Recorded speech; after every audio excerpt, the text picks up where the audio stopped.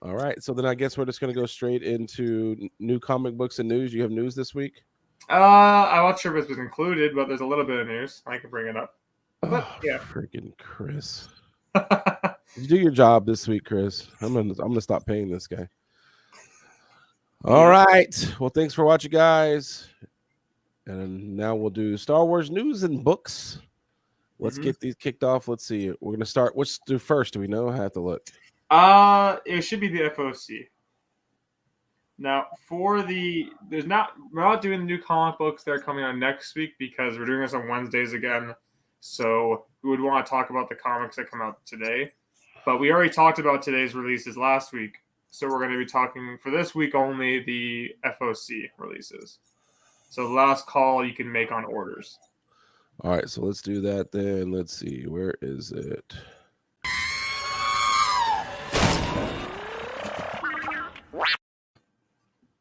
I completely forgot about that for a second. That scared the crap out of me.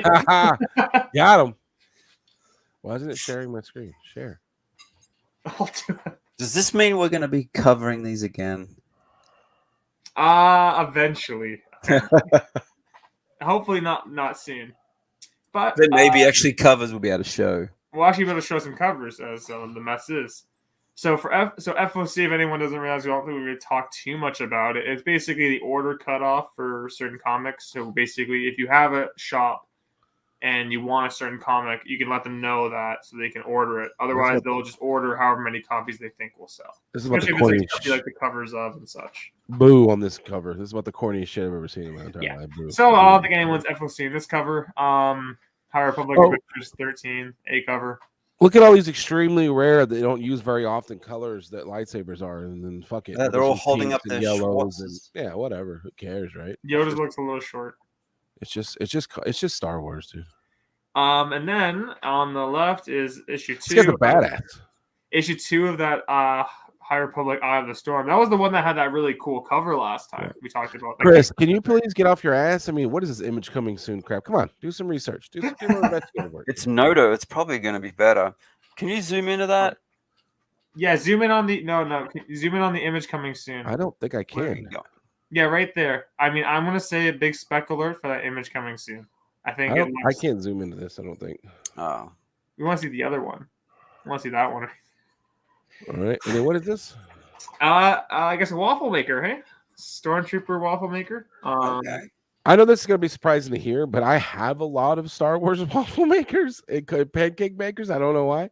I don't need another one, but I'm sure some in-law will get me this for Christmas. They all seem to think I need more and more waffle makers that Star Wars branded. It's funny that you don't have any the same. You just have different ones each time. Yeah, I have different ones. It's alarming how many waffle makers have Star Wars licenses. You know what I've had avoided though? I don't have any toasters. Like you would think I would have all the waffle makers, and I actually have a pancake maker now. I don't have any toasters. Well, that needs to be changed. So I think Chris got Bueller in the house. Bueller's here. Hey, what's up, Comics? How are you doing? I am doing well. How are you doing? Death Star. He's got a waffle maker in the house. Here's very much like so. I feel left. I don't have a Star Wars waffle maker. You don't have a waffle maker? Yeah, the Death Star. We'll have to do a Secret Santa waffle maker. The Death Star Walker Maker's top waffle maker. So we have a prototype version of Boba Fett releasing as a Hasbro one. The white suit, based on when he was in the parade. Very cool. Very cool one. Ooh, that's cool. This is interesting. I like this. It's a Nerf. It's a nice little pop doll of him. See, this is what I can buy my son because he likes Nerf guns. You hear what I'm saying? This is why it's good to have kids. Because I can buy. It's pretty cool, the detail, and also if much of the second image is included in that, it actually has cartridges that pull out, like the side, like the cylinder one. If you were to reload like a whole revolver cylinder, that's cool. But the only issue is it has like this, just basically Star Wars, and then on the other side Boba Fett, just like branded like heavy on the side, so you can't just like. Let me tell you something. Top tip: the Nerf has the darts, and they have little balls. They're like yellow. Yeah, those balls they go way faster, and they make the kids. I got the. I don't know if I ever showed you guys. I think I have. I have the Stormtrooper Nerf gun. It's like it was like super expensive when it first came out. Oh, and it had I this know. Yes, I know. super that one. detailed, and I got that. And it had a little ball one, and then I loaded it in, and it's pretty heavy duty.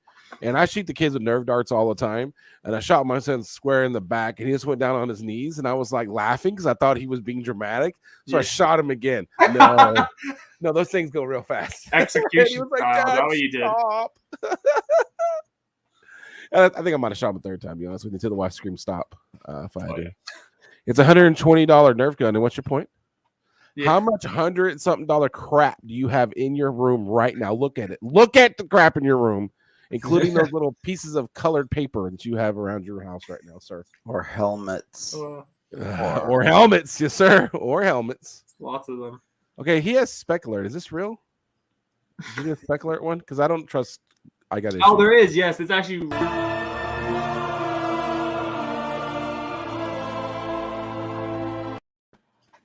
I don't know if Casper knows, but every time I hit that, I wait for him to say something, and then I cut him off every time. And I don't know if you've noticed it, but you're I always have like, a feeling, you know, and you always go, fucker. So this one's really interesting. Chris brought up is whoa, who? Chris brought this up. It's a first appearance. It is the first appearance of the Mandalorian and Grogu in Marvel Comics. Holy crap! I didn't even think about that. And here's the crazy part. As he says on the side here, the image was originally not available until after FOC this past Monday because they've been not releasing any art. It was just shown off as the 50th anniversary variant again. So most shops under-ordered because no one's buying these variants. So they don't really care. But when the art was released yesterday, everyone went crazy, realizing this is actually the first time they show up on a cover. And the first time, they don't have an interior appearance yet, but this is technically speaking their first comic appearance. And basically the secondary market skyrocketed. And now this book hasn't even hit shelves until February 9th. And you're basically going to be expecting, you'll see the price in a second, how much it's already pre-selling for. And it's insane. Hey, Chris, we've been friends for a long time, bro. I don't have a comic book shop in my area. I don't understand how you can pre-sell a book and not guarantee that you're going to get it to sell it to that person.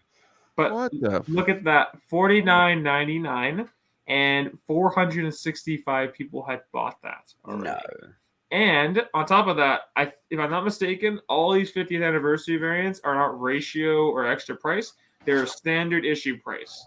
So imagine that jump from, I think it's $3.99 or $4.99 on the main series stuff. So imagine how crazy of a jump that is. That's, you know what though? Like I want to bitch, but we know how comic books are right now. For at least a couple of years, that's not that surprising. The only surprising to me is that it's only $49.99 because the way things have been going lately, But that was only today. It was revealed the art, and when they revealed. Yeah. The art, well then yeah, okay. Then we're gonna get a little more. It comes out February 9th. So by February 9th is actually we'll be talking about that on that day. Then that day we'll bring this back up and see what the new price is. I agree with Chris. When I go to my shop, I'm going to see how much they charge. I agree also with Chris that there's going to be a lot of refunds handed out. There's no way this guy's fulfilling all those. Oh, yeah. And I think most of those people bought that knowing that, and they're just hoping they're going to be one of the 465 that are. For sure. And that would be that. Who's that character? It's BT2. He was like the staples that held together the sequels. Yeah. Now, there is technically one more bit of news. I'll just go over it very briefly. But StarWars.com put their article out called Best of 2021. So it's their own idea of what was the best of Star Wars in 2021. And I think it's pretty bad. And this is what they think is the best of the year. Am I going to get triggered? Bad opinions of their own content? Well, so the first thing they talk about is the High Republic changing our view of the Peaceful Republic and the Golden Age of the Jedi Order. I'm not going to read the paragraphs they have written out, I'm just going to read the headlines they give for each. So I think the best thing that's happened Star Wars is the Old Republic. No, the High Republic. Not even the Old I mean the Republic. High Republic. Sorry. That would be Okay. a good entry if it was that. But It would be okay. After All that, right. this one I agree. Lucasfilm Games was reborn, so them bringing back Lucasfilm Games and LucasArts essentially, so that they could have everything under the same house again, and not just exclusively to certain companies like EA. Basically. And that's because EA shit the bed so bad that they decided to open up a studio that never made a profit and only lost money. This is how bad EA screwed this deal up. That's pretty funny. That's crazy. After that, next thing acceptable title that was acceptable. Yeah, basically. After that, Dark Horse Comics returns to the Star Wars galaxy. I'm actually curious about that. Yeah, I'm excited too because I don't know about excited because Marvel's been doing such a good job. I don't know about excited. How is that something that occurred in 21? Oh, come on, it's just it's just an announcement. A headline of a headline. Come on. Essentially, Lucasfilm celebrated its first 50 years. So that's 50 years of Star Wars. Yeah, it's a long time. Pretty good. When you put a user in timeout, how long does it last? Does anybody know? Sorry? When you put a user in timeout, how long does it last? I don't know. You've done it many times, I'm sure, so you should already know. I don't think I've ever actually done it on purpose, though. Oh, that's fun. Well, the next one, The Mandalorian brought in another bounty of Emmy Awards. So The Mandalorian received a whopping 24 Emmy nominations and came out with outstanding cinematography for a single camera series, music composition, and stunt performance on 2 episodes of the series. The music on the Mandalorian was ridiculous. It was good. Oh, absolute stunner. The next part is Beyond the High Republic, Star Wars comics explored the galaxy at large with War of the Bounty Hunters more. So talking about, how the War of the Bounty Hunters happened and also just how much the comics have basically expanded everything. And that should have went with that other bullshit. They should have took off that first one and you can put that one there and just make it overall the written literature expand Star Wars. And I've been of course it's going to expand when you have like 5 titles crossing over with 40 variants to each one. Yeah. Next, Galaxy's Edge, basically just that. Having no, obviously they don't bring up the starship. What? They don't bring up the starship part. What? Why are they bringing it up at all? I don't want to know. Why is Galaxy's Edge even being mentioned? What do they mean by that? They mean like the food, the drinks? What do they mean by Galaxy's Edge? Probably all the money they brought. Oh my god! Okay, a lot of blue milk. Star Wars: The Bad Batch reporting for duty. Are these listed as important? Or are they just listing them randomly? As important moments, or the best of 2020. But it's not like listed as the 1, 2, 3. Like this is the number. No, it's just a whole listing of it. Okay, all right. Star Wars Visions, reimagining the galaxy through the lens of anime. Only the Rock Band one. Mostly good. The first thing from the Rocking Band of Misfits and Tatooine Rhapsody to Obi-Wan, where a droid wants to become a Jedi. Literally mentions 2 of the episodes that you did they really say it? Oh my god, that's awesome! They were on the bottom of my list. In my eyes, the bottom of my. They were on the bottom of my list. If you want to go back and watch our reviews for Star Wars Visions and find out which ones we thought were bad and which he just gave it away. Spoiler alert: Kachung just gave away the 2 crappiest ones. After that, they bring up Disney Plus took us under the helmet of Boba Fett, back to the Battle of Endor, flying over the sands. They're talking about all the documentaries they had put out for the Boba Fett one, the moment from Mandalorian with Luke Skywalker, as well as bringing back, they said, the droids, Ewoks, the Caravan of Courage. That's an important moment in Star Wars history, no doubt. Right? They could have done that at any time. I don't think they should. And this is a good one. The last couple they mentioned: Lego Star Wars Terrifying Tales. Aren't they kicking a Lego Star Wars off Disney Plus though? So that's not. That's the best part. Let's skip that. The cast of Obi-Wan Kenobi series was revealed. That is what they write. It's just the casting was revealed for that series.